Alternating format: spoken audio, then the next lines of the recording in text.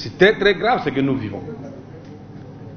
Le pouvoir n'a pas changé. Oui, le pouvoir n'a pas changé parce qu'il a continué à voler. L'opposition n'a pas changé, mais parce qu'il continue à dénoncer. Dit comme ça, c'est bon. Parce que nous allons continuer à dénoncer.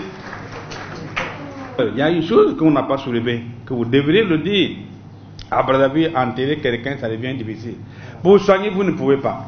Mais quand la personne meurt, vous allez au CHU, le cercueil coûte 500 000. Le seul cimetière qui reste, c'est Bouka. Pour enterrer chez Bouka, le minimum, c'est 700 000. Ça fait déjà 1 200 000. Parfois jusqu'à 2 millions.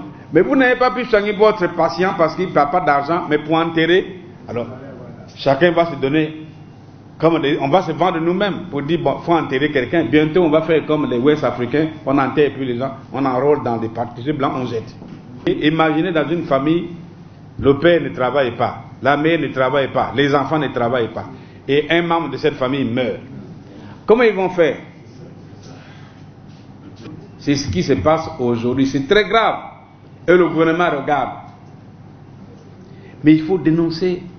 C'est ce qui fait que il faut que la gouvernance change. Avec cette gouvernance, le pays va couler et nous serons tous responsables.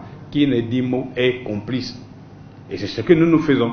Ce qu'on vient de dire aujourd'hui, c'est pour ça qu'on n'a pas changé d'image. On n'a pas changé parce que nous sommes obligés de dire ce qui se passe réellement aujourd'hui. Parce que le pouvoir là, ça ne va pas du tout. Mais demandez à vos amis qui travaillent au trésor, allez, même maintenant là, allez demander au trésor, il y a combien d'argent dans la caisse? Et il n'y a rien, même pas 1 milliard. Il n'y a rien. Il n'y a rien.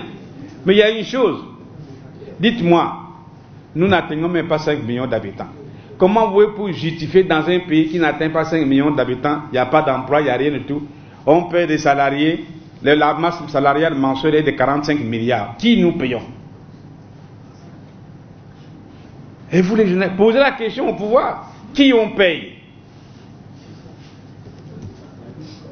Nous sommes il y a au maximum 80 000 fonctionnaires du Congo, au Congo ici là. Alors nous proposons un dialogue pour éviter un bain de sang. Si nous voulons trouver une solution sur le sang, mais ce n'est plus une solution. Voilà le dialogue. C'est pour éviter un bain de sang. Parler dans ce pays avec notre type. Lorsque vous parlez, c'est le pistolet qui sort.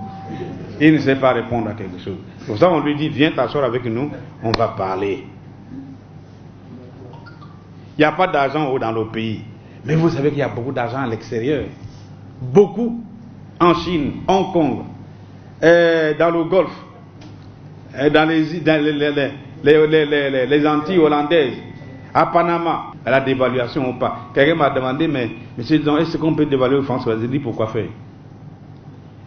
La dévaluation ne veut que pour un pays qui a une économie. Un pays comme le Congo n'a pas d'économie. Si vous dévaluez le franc, ça va, quel est le gain? Il n'y a aucun gain. Par contre, nous pouvons renforcer notre position. Il faut demander seulement au gouvernement de ramener l'argent. Trop d'argent.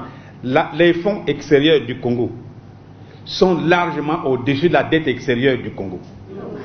Largement.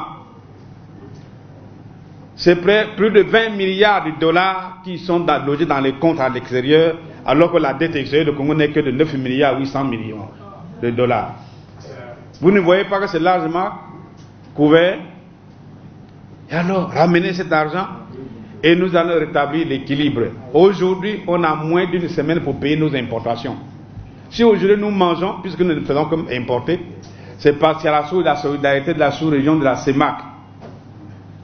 Sinon, on est incapable de payer nos importations. C'est moins d'une semaine. Le compte a plongé comme ça. Le compte extérieur. Comme les comptes intérieurs sont déficitaires, parce que les faux budgets, comme vous pesez en équilibre, ils sont en réalité en déséquilibre.